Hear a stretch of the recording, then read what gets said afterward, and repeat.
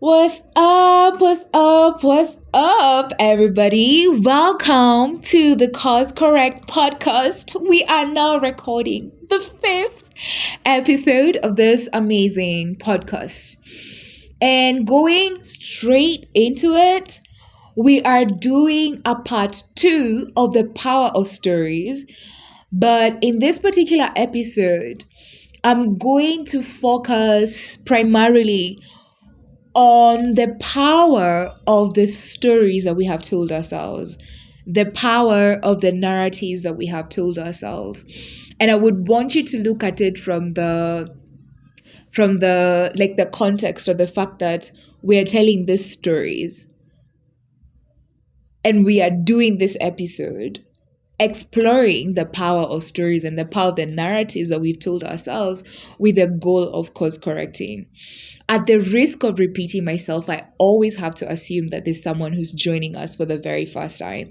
So, first and foremost, welcome if you're joining us for the very first time. My name is Rispa. Usually, I think I look more alive than this, but for some reason, I've had like insomnia. So, but I trust God that I will find sleep tonight. But that said, I was welcoming the visitors now. So, to our visitors, this is Cause Correct, where we believe that we all have the room, the opportunity, and we've also been availed the grace to be redeemed. The motto at Cause Correct is that no one is too messed up to be redeemed. No one is too far gone to be redeemed. And this is primarily founded on the idea that there's a lot of people in the world today that are alive, but to quote myself in a recent poetry piece I did called The Poet Eternal, a lot of people walking the earth are simply like lifeless zombies with active muscles just cruising the earth, but not everyone who's alive right now is really alive. And as much as I'm smiling about this, it's actually a sad situation because I know that this cuts across it cuts across so many age groups. It's not something that's restricted to like teenagers or people in their late teens or in their early 20s or mid 20s or late 20s. There's a lot of people who've given up on their dreams, on things they wanted to do, but they felt like maybe time has passed and maybe they don't have a time for redemption, or they literally just lost hope. And as someone who has lost hope at the risk of now looking too self-absorbed, too many confessions. But I remember the very first time I felt suicidal, like the time when it was suicidal and it was real. It was this time when I was in my third year of university. I was studying law at Kenyatta University. It was third year. I remember it was the year 2018. And I had been depressed starting as early as December of the previous year.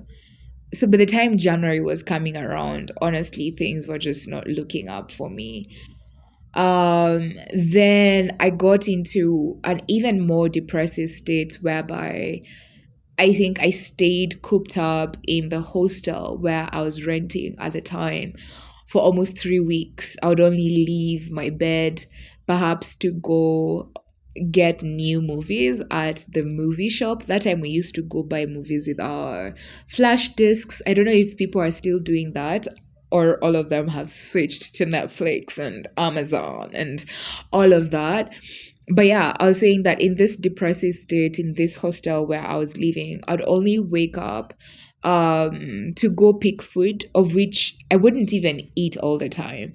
I would only go to pick food on the days when I could tell maybe it's been 2 days or 3 days and I haven't eaten, so I really had to get something into my tummy.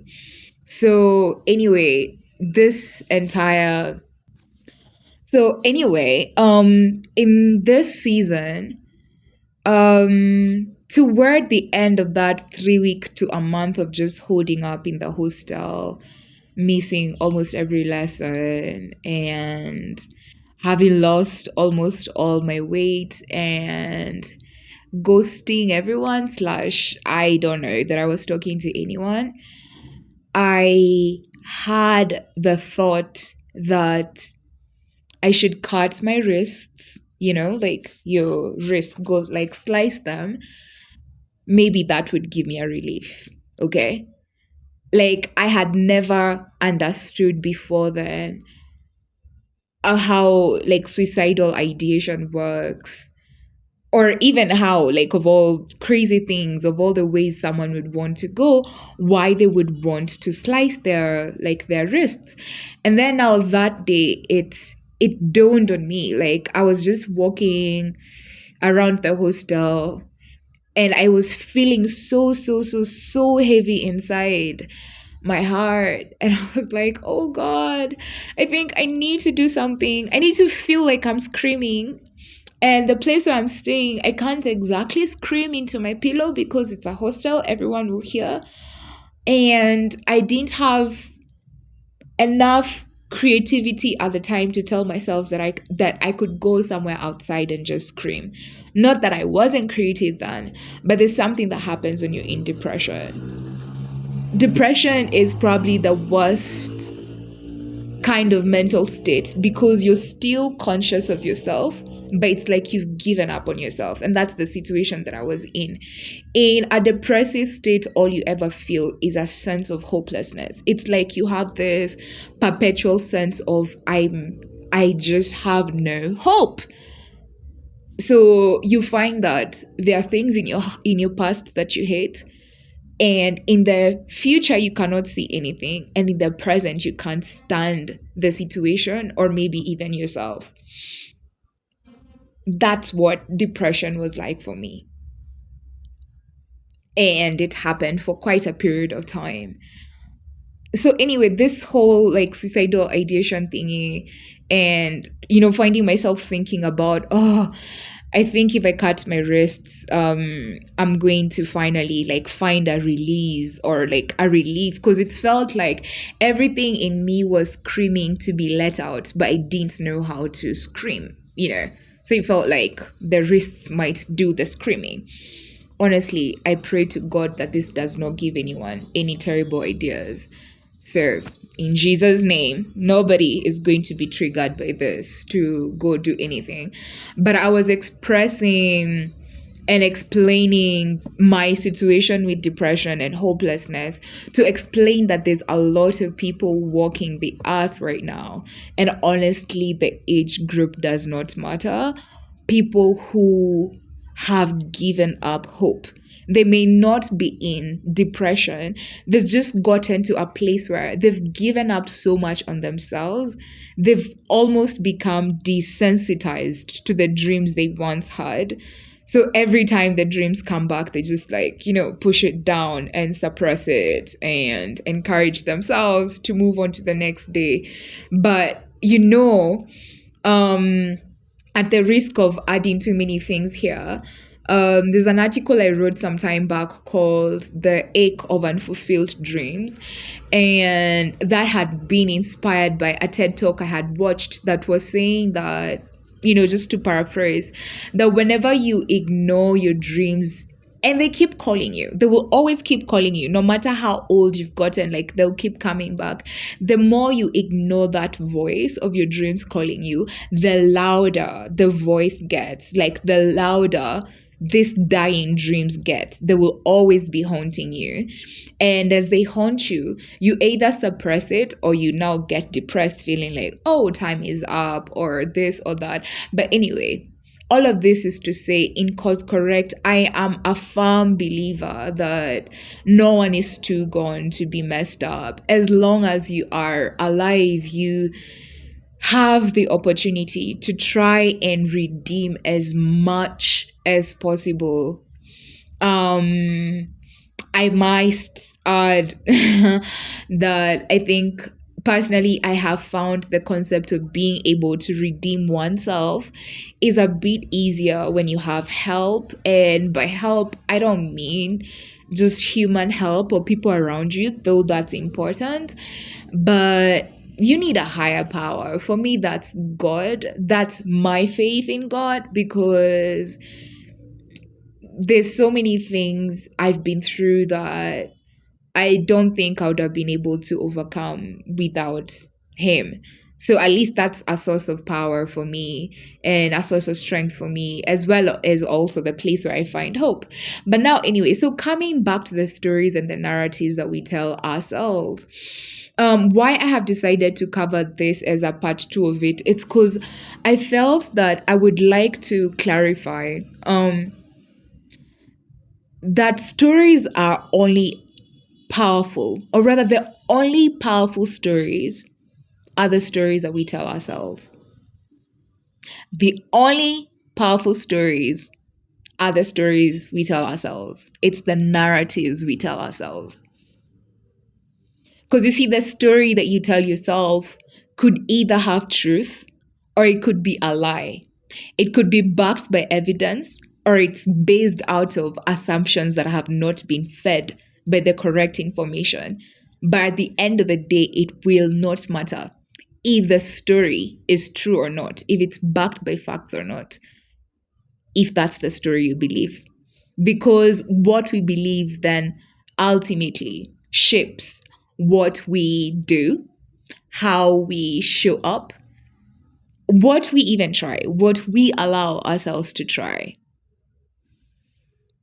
And I was looking back once again. I always have to contextualize, cause correct.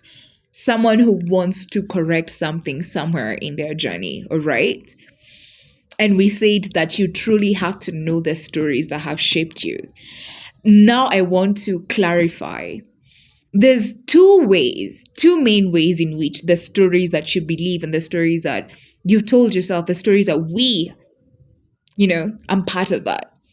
Collectively, as human beings, we've all been shaped by stories that we either told ourselves or that were told to us, then we personalized, or stories that we had for a very long time. We almost now cannot distinguish whether we told ourselves those stories or they were passed down to us or it's other people who told us, All you know is that you have a narrative. You have a story that you believe in. At the risk of ending up giving too much information, let me give an example of the power of the narratives and the stories that we tell ourselves, whether they are from us or they are from other people. I explained in the first episode that I come from a very rural area in Kirinyaga County, which is in central Kenya. For those ones who don't know what Kenya is a republic, a nation in the continent of Africa. So anyway, in this remote place where I come from, most of the people, to be honest, live under $1 a day, but it doesn't look like poverty. It's only when the UN says it's poverty that it starts looking like that.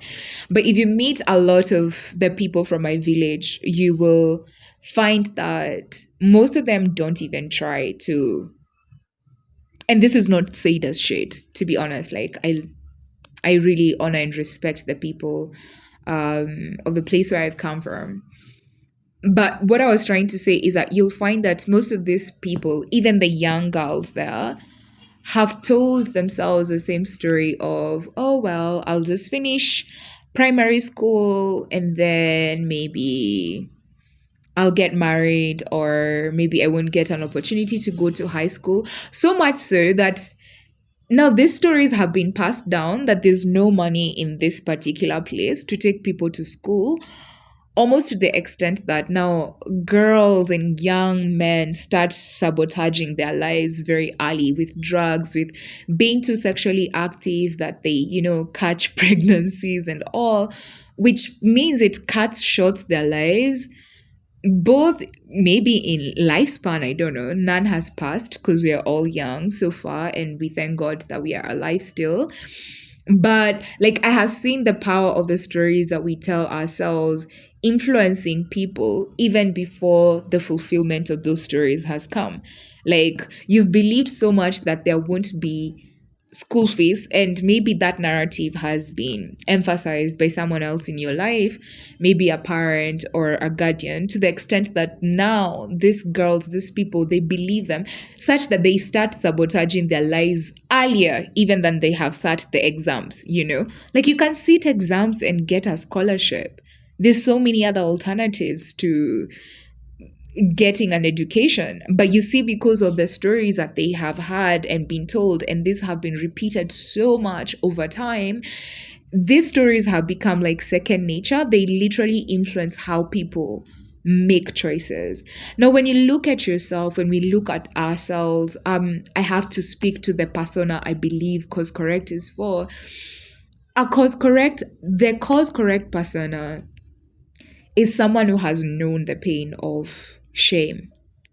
It's someone who has known the pain of almost flown very close to the sun, but they didn't really catch the sun or the light. It's people who tried to do things and then they failed. And when they failed, their failures were so bad, or at least they themselves interpreted those failures as so, so, so bad that they didn't know how to recover from them. So they just hid. And by hiding, I don't mean like consciously. Maybe they just stopped participating because they gave up hope, but essentially that is still hiding. The narratives we tell ourselves are so critical because they influence if we even give ourselves room to cause correct. I think I mentioned in the previous episode that doing this Cause Correct podcast and the writing that I do under the Cause Correct Medium, blog on Medium, all of these are conscious efforts to cause correct. It's a journey. It's not something that is an event that I'm going to arrive. You are not going to arrive anywhere. Please, let me just warn you early enough. But anyway, back to the power of the stories we told ourselves. I've had the idea to do things like blogs for a very long time because, to be honest, I believed that I had what it takes, that I had the skills, I had the content, I had the knowledge, and I also had the thirst and hunger for sharing a sense of hope with people, enough that it would have sustained me to do a podcast. But the things that I was telling myself, the narratives that I was telling myself is that, Rispa, you failed publicly. Rispa, everyone remembers this and that. Everyone remembers how you failed, and you failed publicly. And that was not supposed to be the outcome of that particular project. And this, and this, and this. Like, there's so many ands that I give myself, to the extent that it has taken me so long to finally just start. Even when I started Cause Correct itself, like writing again this year, I decided I would just write and try to ignore what my inner voice was saying, because even then the inner critic was like, Brispa, this is so embarrassing. You started a blog in 2020. You wrote a few nice articles and then you just fell off the face of the earth. You're truly trying to come back here in 2024. Don't you feel sorry for yourself or ashamed? But then I was just like, whatever, shush. Like, shut up, inner critic. I won't even give you any airtime. Just because the truth is that to start is just to start. If you're going to start any journey of course correcting in any way, whether that looks like maybe signing up for college or signing up for a class that you had said you would do for a long time but you hadn't done, Or maybe that looks like trying to what date again? Oh no. I'm quite single, should I say so myself? So, right now.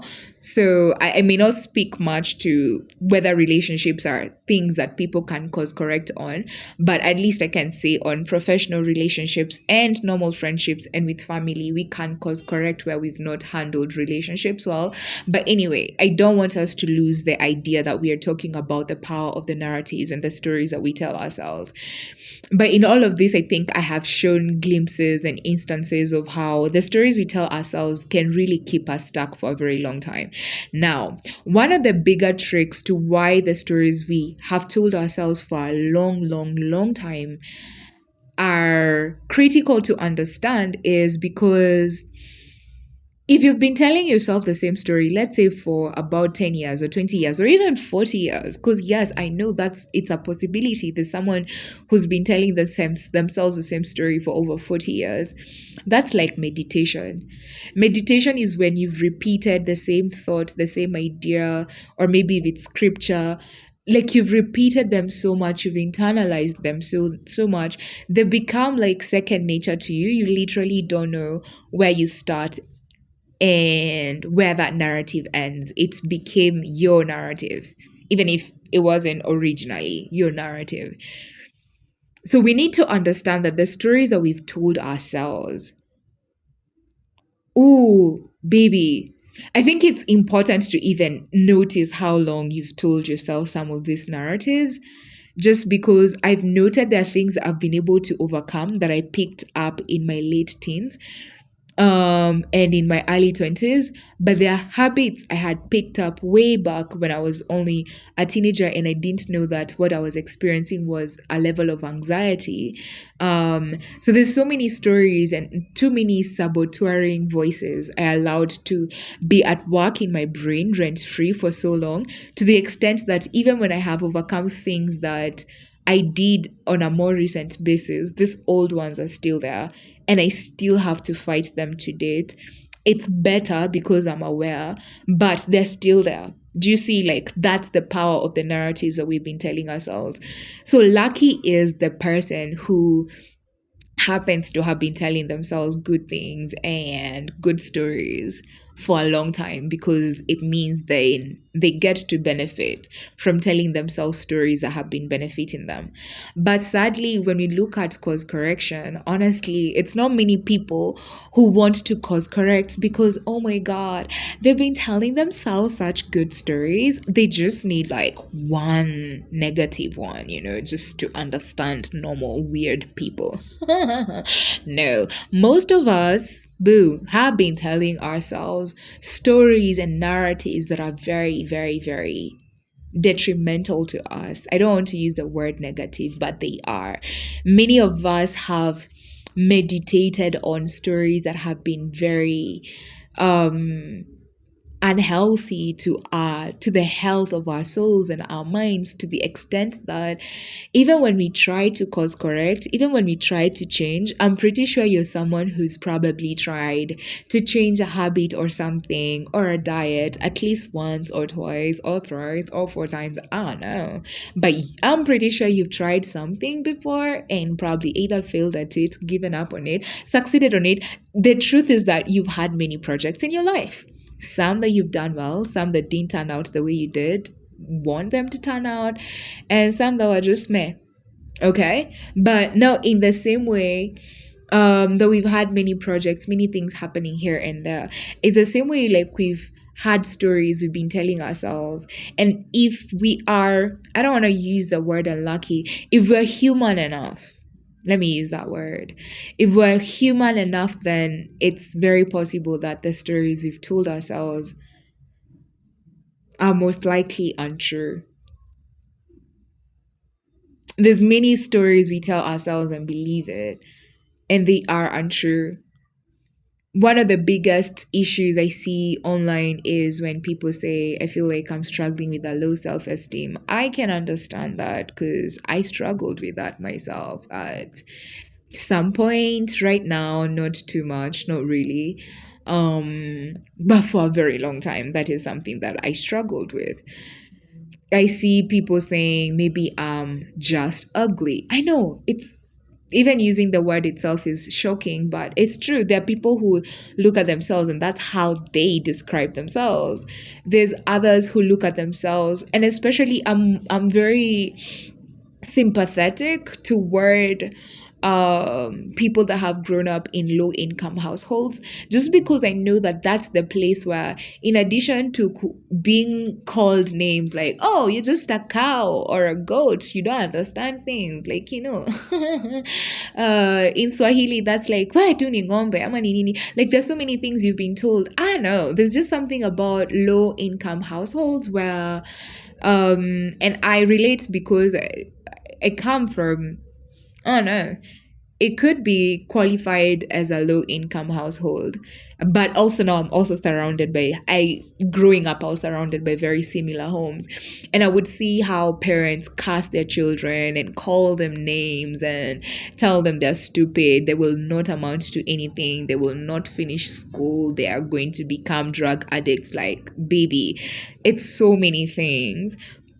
And this is why I said at the beginning that the stories and the narratives that we tell ourselves, they could have come from us or they could have been passed down to us, but now we've personalized them so much. It no longer matters whether it was a story told by someone else or a story we told ourselves. Either way, we believe it, and it has been shaping the way that we work, the way we operate, the way we do everything that we do in life. Anyway, stories, stories, stories. What are the stories you've been telling yourself? What are the stories you have been telling yourself? The reason why I want us to explore this, remember the way I said that if you've had something and you've been telling yourself the same thing for a very long time, at some point it does become like a, what could you say? It becomes like a second truth, a second skin that is very hard to tell apart yourself from that story. But I think the bigger reason actually I was bringing up the power of the stories we tell ourselves. I'll keep emphasizing that because it's the story we have believed in that matters at the end of the day. It's not any other story. What we have believed in is what matters. That's why there are people who do well in a terrible economy, not even because they stole or robbed, but because they told themselves a different story. They convinced themselves of different realities until that reality has no option but to just show up. Now, in our cases, people who are course correcting, it's very important we take note that first, we've had narratives that we've been telling ourselves. There's a set of narratives that have shaped our perspective that we've been using to look at in life, to look at life through, rather. But that secondly, if these narratives have been going on for very long, one of the things I would want to warn us very early in this journey is I would like us to take note how long some of these narratives have been going on for, so that in the process of our course correction, you do not get discouraged when you find out that you're not overcoming the stories that you've been telling yourselves as fast as you would like to. If you've been meditating on the same set of facts against yourself, for example, saying that, oh, maybe I'll never amount to anything or something of that nature as an example, over 20 years, surely you're not going to think that trying to course correct for 3 months or 4 months or 5 months is going to do the trick such that you're going to forget everything that you ever believed in or every single way in which you have been unfair to yourself. You're likely to actually find yourself going back to the old things, the old narratives, even if they don't serve you. And honestly, it's not because we hate ourselves. No, they are just the things we are familiar with. They're just the things we are comfortable with. We hate them. We don't like those stories. But at least we know them. You know, the way people will be like, it's better the devil you know than an angel you don't know. Oh no, it's an African saying for those who are not Africans and tuning in. You know, like it's better to have something you're familiar with, even if it hurts you, than something new and unknown. We hate discomfort. We hate to be uncertain. We hate to not predict what's going to happen. But also, when it starts the process of change, we hate it when we fail because we are like, I've started a new journey. Why am I failing now? Shouldn't I have just been like a sharpshooter going straight, straight, straight? I'm just catching this after this after this and going on forever. Possibly, but in truth, that's not going to happen. If we have narratives and stories we've told ourselves for too long, I would just like this to be like a kind warning. They will take some time before you can fully overcome. There are things I can say I'm still struggling with from my past. The level of struggle is not the same. It's not, but it's still there. It has been there. Though I can observe like how with more conscious efforts, the struggles are less and less. If it's cycles of sabotaging myself, then there are fewer and fewer. And I'm also able to get back faster. As that's like as an example. I don't know what stories I had told myself about self sabotage. Honestly, I need to look at that because I've had so many instances of honestly just being unkind to myself through habits and actions and behavior. But well, we bless the Lord. I'm not as lost as I was. Even if I am not completely found. Okay, that was paraphrased from someone who said, I'm not completely found, but I'm not as lost as I used to be, And it makes sense. It's true that I'm not perfect, but I'm also not in the same place I was, for example, let's say last year or when I started very consciously doing the cause correct work. Okay. But yet, not every one of the stories I used to hear about myself from my own head have fully disappeared. I just want us, I would like us to have this as a psychological preparation as we go into the journey of course correcting, as we go into the journey of reflecting and looking at where we need to get help, if it's therapy, if it's whatever. And I have to be careful. I know I've been throwing around the word therapy, but the truth is that therapy is quite expensive. Most people cannot afford it. Or where therapy services are available for free, you find that maybe it's not clinical psychologists, or rather it's not people who've been trained in the art of therapy, if that makes sense. Maybe it's like church places where it's just counselors. I'm not trying to play down the role of counselors, but I personally had an experience with a church counselor who, when we talked, she tended to drive the conversation more toward God, when what I was looking for is the logic and the science to help me understand why I was trying to commit suicide. Oh, they started this story by telling you guys that, yeah, in third year, I was so depressed. I felt like I wanted to, commit suicide. So the day I thought like that is the day I went to look for. It's the day, Manze. I showered that day. Yeah, I would even like stay a couple of days without showering, just like numb and dead in bed in a way.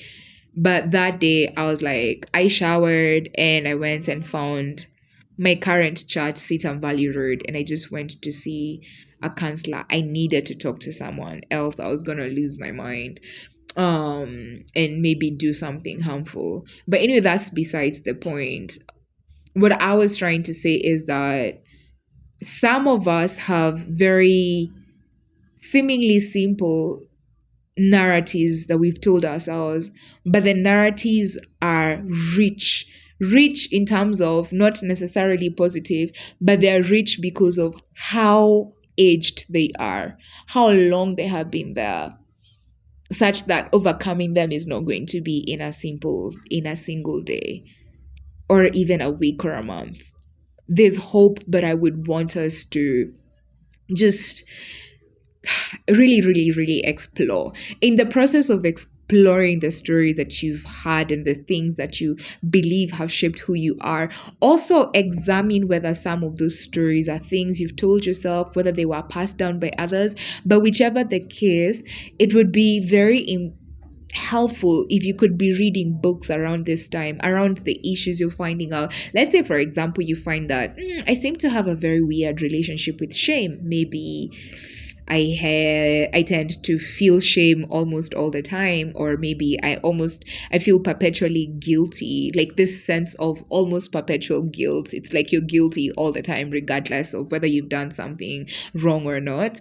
Some just find themselves feeling sad or angry at everyone all the time. Like, try to find out where did they come from, and now see, is there truth to those stories? Because you see, the power of the narratives we've told ourselves, as I said, is that it could be true or it could be a lie and it's not based on any fact, but it won't matter if that's the story you believe in. So it's critical. We just have to, like, you cannot skip this step and think you're going to course correct effectively. Because these stories we've told ourselves, especially the negative ones, they're like tax collectors. They always come to collect. They will always come back. So unless you've sat down with them, looked them straight in the face, the longer you ignore them, the longer you are keeping yourself from your true redemption. Because narratives that we've told ourselves for a long time are like things that we've meditated on. We would need to meditate on equally impactful, more nourishing stories, more positive stories, so much more positive, that they are going to overpower the narratives that we've told ourselves before. I need you to do this for your own sake.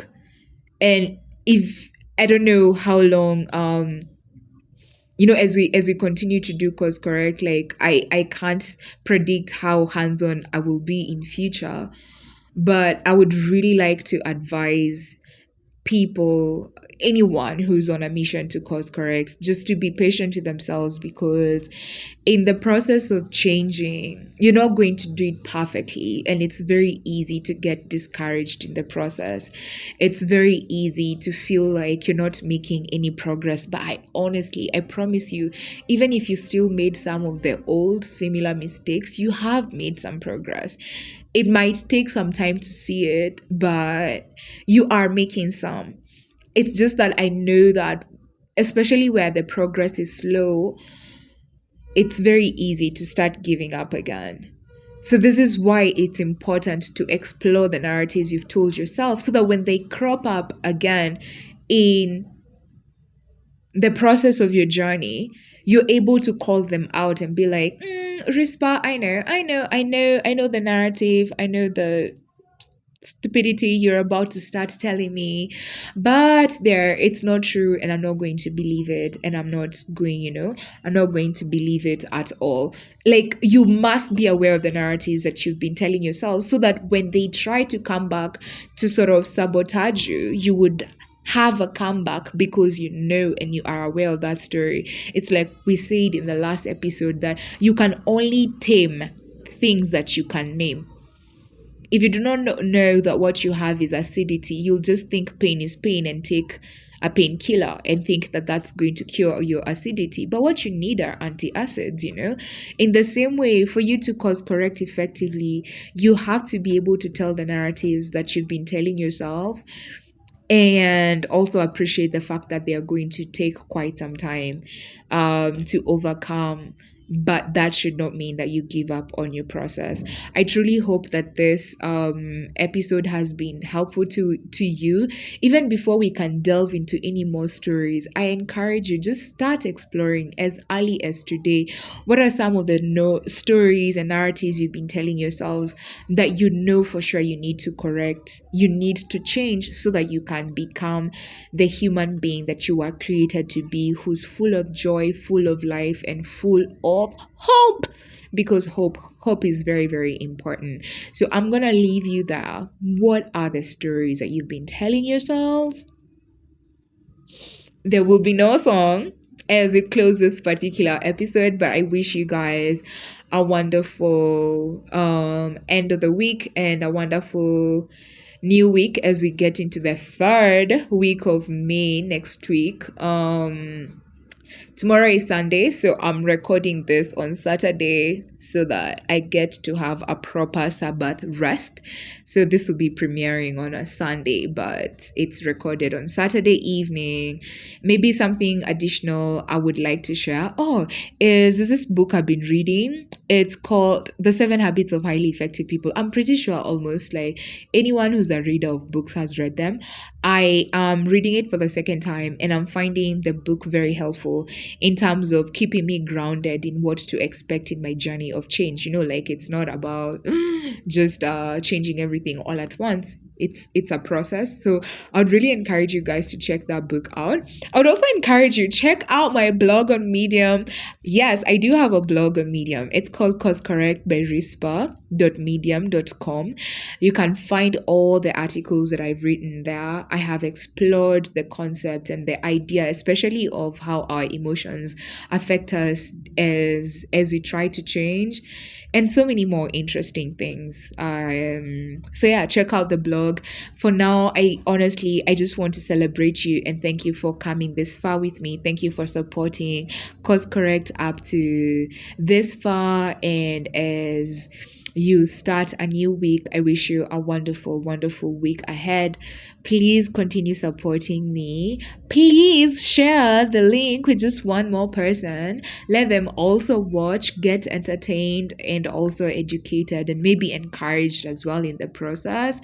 And don't forget, leave a like, subscribe. Yes, subscribe, people. Please subscribe and share with someone who can subscribe as well. And also, I truly encourage you to leave comments so that we can tell whether this content is making sense for you guys or not. But with that said, I'm very grateful once again for your audience, for your time. It's an honor that you've honored me with your time. And with that, we close episode 5 and we start with episode 6, starting on Monday. Majaliwa, that is Swahili for God willing.